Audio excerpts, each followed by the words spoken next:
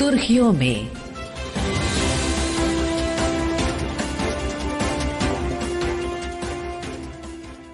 ये आकाशवाणी है। प्रस्तुत है कार्यक्रम सुर्खियों में।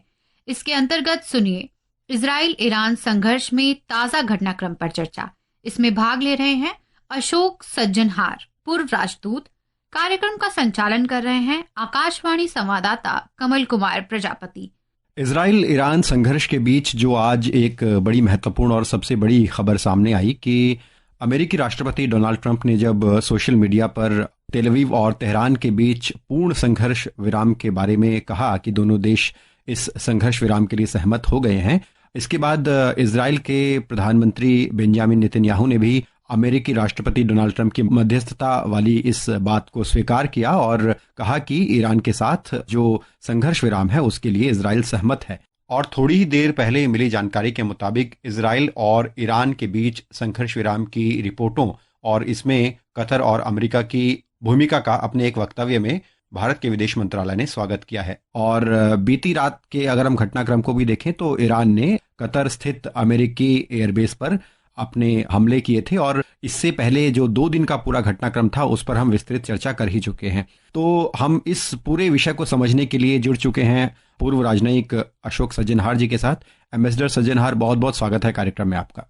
जी बहुत धन्यवाद कमल जी, मुझे आमंत्रित करने के लिए। जी, तो सबसे पहले तो हम आपसे वही एक मूल सवाल करना चाहेंगे कि ताज़ा घटनाक्रम या ताज़ा परिदृश्य को आप कैसे देख रहे हैं, खासतौर पर जो पिछले 2 दिन और बीते 12 घंटे में जो कुछ हलचल इस कॉन्फ्लिक्ट में जो बातें सामने आई हैं और आज फिर संघर्ष विराम की बात सामने आ रही है, तो इस पूरे घटनाक्रम को आप कैसे देख रहे हैं?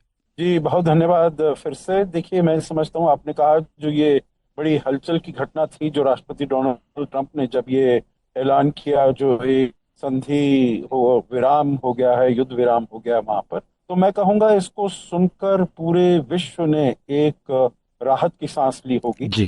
क्योंकि किसी को नहीं मालूम था जो जब 2 दिन पहले राष्ट्रपति ट्रंप ने वहां पर ईरान के 3 ठिकानों पर हमला किया था और उनको जो सबसे बड़े उनके अपने बॉम्ब्स हैं GBU-57 जिसका एक का भार 13,600 किलोग्राम है, उनको उन्होंने उनके फोर्दो के जहाँ पर सेंट्रीफ्यूजेस रखे हैं और जहाँ पर यूरेनियम इनरिचमेंट की उनकी व्यवस्था है उसको नष्ट करने के लिए उसका वहाँ पर हमला किया था। तो तब ये समझा जा रहा था जो ईरान चुप नहीं बैठने वाला है, वो जी। जो अमेरिका की बेसिस हैं उसके ऊपर हमला करेगा। और ये वाला जो युद्ध है ये फिर एक दोनों देशों के बीच में, ईरान और इजराइल के बीच में युद्ध होने के बजाय और अमेरिका की एंट्री से ये क्षेत्रीय युद्ध में परिवर्तित हो जाएगा। परंतु ये बहुत खुशी की बात है, बहुत ही संतोष की बात है जो ये युद्ध विराम हो गया है। और पहले राष्ट्रपति ट्रंप ने इसका ऐलान किया। उन्होंने जब हमले किए थे 2 दिन पहले, तब उन्होंने ये कहा था कि हमारा इसमें गंतव्य यही था, हमारा ऑब्जेक्टिव यही था, जो हम ईरान के न्यूक्लियर एनरिचमेंट फैसिलिटीज को पूरी तरीके से नष्ट कर दे, क्योंकि हम नहीं चाहते जो ईरान यूरेनियम एनरिचमेंट करे और परमाणु अस्त्र बनाए। तो अमेरिका का तो ये बिल्कुल मान्य था। और जब इजराइल और ईरान ने भी ये मान लिया, और इससे पहले ईरान ने जो अमेरिका की बेस है कतर पर, वहां पर कल रात को हमले किए, कुछ मिसाइल छोड़ी। उन्होंने कहा जितने अमेरिका ने बम गिराए थे उतनी ही मिसाइलें हम छोड़ रहे हैं। परंतु कुछ मिसाइलों को कतर ने इंटरसेप्ट भी कर लिया। परंतु उसके बाद पहले उन्होंने कतर को बता दिया था जो हम ये मिसाइल आपके यहाँ पर अमेरिका की बेस पर हम इस समय छोड़ने वाले हैं। तो ये समझा जाए जो ईरान का ये प्रोफॉर्मा और सिंबॉलिक एक हमला था अमेरिका के ऊपर, और वो भी नहीं चाहते थे जो युद्ध को आगे बढ़ाया जाए। तो ये मैं कहूँगा बड़े संतोष की बात है। हम पिछले हफ्ते के अगर ट्रंप प्रशासन के बयान को देखें तो उन्होंने कहा था कि अभी 2 हफ्ते बाद ये तय करेगा कि अमेरिका इस पूरे संघर्ष में किस तरह से भागीदार होगा। लेकिन हमने देखा कि अमेरिका की फिर सक्रियता बढ़ी और ये विश्व के समक्ष एक चिंता बढ़ी, और खासतौर पर जो मध्य पूर्व है उन सभी देशों में भी, कि जब अमेरिका ने जो हमला किया परमाणु ठिकानों पर, उसके बाद कल रात का जो ईरान का हमला था, तो उसके बाद एक बड़ी आशंका जताई जा रही थी। तो आज के इस संबंध में जो संघर्ष एक बना था, एक आशंका बन पड़ी थी, लेकिन अंततः ये संघर्ष विराम पर बात आ रही है। तो इसको आप कैसे देखेंगे कि कितना बड़ा ये खतरा एक तरह से टलने की संभावना है? चिंता ये बढ़ गई थी जो ये क्षेत्रीय युद्ध में परिवर्तित हो सकता है। और फिर इजराइल की ये बहुत मंशा थी, क्योंकि वहां पर जो एक फैसिलिटी है, न्यूक्लियर फैसिलिटी, जहां यूरेनियम एनरिचमेंट होता है ईरान में, फोर्दो में, वहां पर वो फैसिलिटी ऐसी है जो भूतल से 90 मीटर नीचे उन्होंने उसको निर्मित किया है। और किसी भी ऐसे बम का वहां पर जाना बिल्कुल ही असंभव है जो इजराइल के पास हो या किसी और देश के पास हो। वो केवल अमेरिका के पास है ऐसे बम GBU-57, जिनको P-2 बॉम्बर, स्टेल्थ बॉम्बर्स ही ला सकते हैं और वो ही उसको भेज सकते हैं। तो इसीलिए इजराइल की बहुत ये इच्छा थी जो किसी प्रकार से अमेरिका को इसमें इन्वॉल्व किया जाए। और ये याद रखना चाहिए, जो जब से 1979 से यहाँ पर ये इस्लामिक रिपब्लिक रेवोल्यूशनरी सरकार आई है, तब से इजराइल यही प्रयास करता रहा है जो अमेरिका को कैसे इसमें इन्वॉल्व किया जाए, परंतु अमेरिका इन्वॉल्व नहीं हुआ। यहाँ पर हम आपसे ये भी समझना चाहेंगे कि अब क्योंकि तीनों देश ईरान, इजराइल और अमेरिका इसमें सक्रिय रूप से शामिल थे, हालांकि पूरी दुनिया और पूरा ग्लोबल ऑर्डर इसको बड़ी तल्लीनता से इस संघर्ष के परिणामों को भी सोच रहा था और इस संघर्ष को करीबी से देख भी रहा था और अपनी अपनी प्रतिक्रियाएं भी सबने रखी। तो ये तीनों देश अब इस संघर्ष के बाद किस तरह से इसका आकलन करेंगे, कैसे इसको देखेंगे कि उन्होंने क्या इससे हासिल किया या क्या उनकी जो प्रतिक्रिया रही इस पूरे संघर्ष में जो शामिल तीनों देश हुए, तो कैसे ले जाएंगे अपने अपने स्तर पर इस संघर्ष को? सबसे पहले अगर मैं देखता हूं ईरान के बारे में, तो ईरान के पास कोई विकल्प नहीं रह गया था, क्योंकि ईरान के ऊपर इतने ताबड़तोड़ हमले किए थे इजराइल ने, जो उनका सारे जो मिसाइल सिस्टम है वो काफी हद तक उन्होंने उसको ध्वस्त कर दिया था। जो मिसाइल लॉन्चर्स थे उनको बहुत मात्रा में उन्होंने उसको डिस्ट्रॉय कर दिया था, जिससे कि क्षमता नहीं रह गई थी ईरान के पास ज्यादा मिसाइल्स को लॉन्च करने की। और उसके जो भी ये न्यूक्लियर एनरिचमेंट फैसिलिटीज हैं उनको भी उन्होंने बहुत हानि और डिस्ट्रॉय किया था। तो मैं समझता हूं जो ईरान की के पास कोई विकल्प नहीं था और उसने बहुत इसको वेलकम किया होगा जो ये युद्ध विराम हो गया है।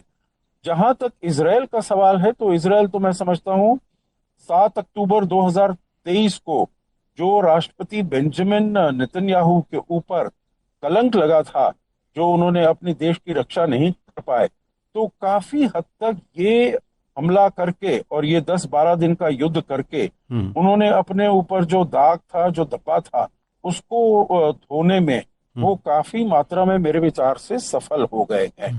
कुछ प्रकार से कहा जाएगा जो इजराइल के लोगों के लिए वो फिर से एज अ हीरो बनकर उभरे हैं। क्योंकि उन्होंने सारे जो एयर डिफेंस सिस्टम है ईरान के वो एकदम नेस्तनाबूद कर दिए और पूरी तरीके से डोमिनेंस रहा उनका उस एयर स्पेस पर ईरान के ऊपर।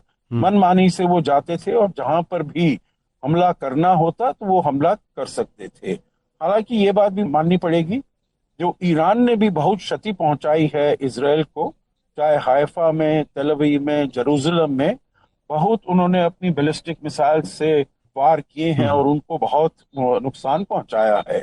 तीसरी बात, अमेरिका के हिसाब से देखा जाए तो देखिए, अमेरिका के जो राष्ट्रपति की मागा बेस है, जिसे कहा जाता है मेक अमेरिका ग्रेट अगेन, वो वाली जो बेस है, वो नहीं चाहती थी जो अमेरिका किसी भी प्रकार की जो पहली फॉरएवर वॉर्स, जो लड़ाई में आप जाइए और वो लड़ाई चलती ही रहती है। तो राष्ट्रपति ट्रंप का नजरिया इसमें बिल्कुल साफ था जी। जो हम इसमें अपने बूट्स ऑन ग्राउंड नहीं भेजेंगे, सोल्जर्स नहीं भेजेंगे, जाकर हमला करेंगे, बम गिराएंगे, टोमाहोक मिसाइल से हमले करेंगे नातांज और इस्फहान के ऊपर और बाहर निकल आएंगे।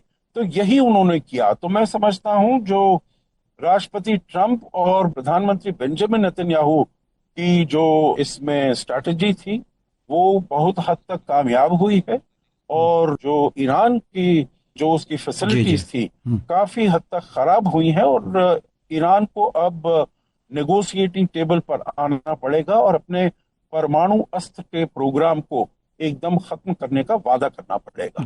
एक और सवाल, जो अरब देश हैं, पूरा मध्य पूर्व है या पूरा विश्व है, वो कैसे इस बात को देखेगा? क्योंकि कल दो बड़ी महत्वपूर्ण बातें सामने आई थीं, हालांकि संघर्ष विराम की बात उस वक्त नहीं आई थी, कि एक तो जो होर्मुज़ स्ट्रेट को बंद करने की ईरान की ओर से जो बात कही गई थी, और दूसरा जो अंतर्राष्ट्रीय परमाणु ऊर्जा एजेंसी है उसके साथ जो सहयोग है उसके निलंबन की बात भी आई थी। तो ये इस तरह के जब संघर्ष होते हैं, तो अगर और आगे आने वाले समय में भी जब ऐसे संघर्ष की आशंका होगी, तो कैसे, अगर ईरान इन सभी बातों पर अमल करता है तो उसका परिणाम क्या हो सकता है, और विश्व इन दोनों जो निर्णय है उसको कैसे देख रहा है? कोई भी देश, चाहे वो मध्य पूर्व के हो, भारत हो या और विश्व के कोई और देश हो, कोई भी नहीं चाहता जो ईरान एक परमाणु अस्त्र बनाए। कोई नहीं चाहता जो एक और देश उभर कर आए जिसके पास भी परमाणु अस्त्र हैं।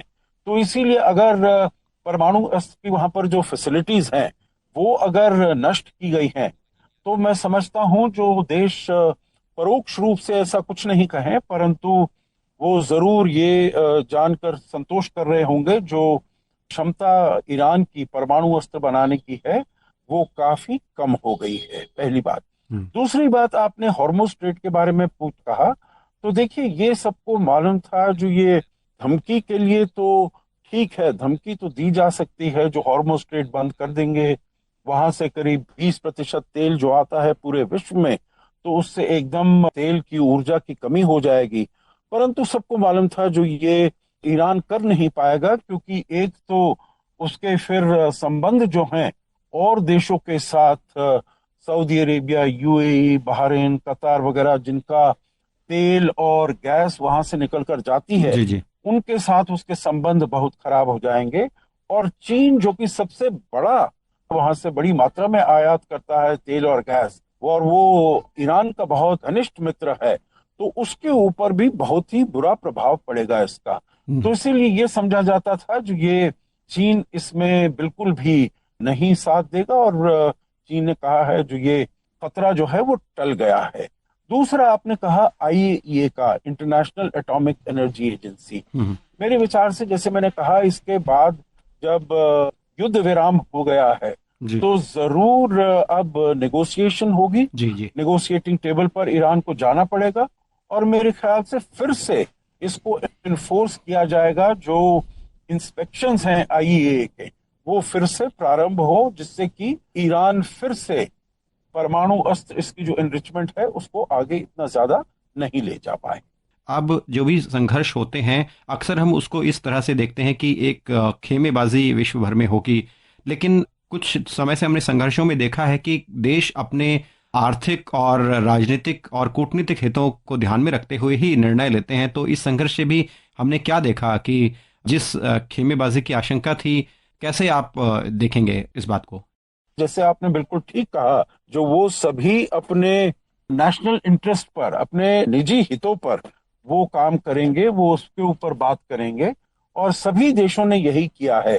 जो चाहे वो शब्दों में ऐसा जरूर बताएं, जो इजराइल ने किया है, जो अमेरिका ने किया है, वो यूएन चार्टर का उल्लंघन है, एनपीटी का उल्लंघन है, तो बातें करने के लिए वो जरूर इन दोनों देशों को कंडेम करें, परंतु इनके विरुद्ध कोई एक्शन लेने के लिए कोई भी देश राजी नहीं है, क्योंकि उनके जो अपने हित हैं वो इसमें हैं जो ईरान एक परमाणु अस्त्र नहीं बना पाए। जी जी, बहुत धन्यवाद एम्बेसडर सज्जनहार। इस विषय पर आपने बहुत सटीक विश्लेषण और बहुत सी जानकारी हमारे साथ अपनी बातचीत में साझा की। बहुत धन्यवाद। बहुत धन्यवाद। अभी आप सुन रहे थे इजराइल ईरान संघर्ष में ताजा घटनाक्रम पर चर्चा। इसमें भाग ले रहे थे अशोक सज्जनहार, पूर्व राजदूत। कार्यक्रम का संचालन कर रहे थे आकाशवाणी संवाददाता कमल कुमार प्रजापति। यह कार्यक्रम आकाशवाणी के समाचार सेवा प्रभाग द्वारा प्रस्तुत किया गया। इसे आप हमारे mobile app news on AIR और YouTube channel news on AIR official पर भी सुन सकते हैं। सुर्खियों में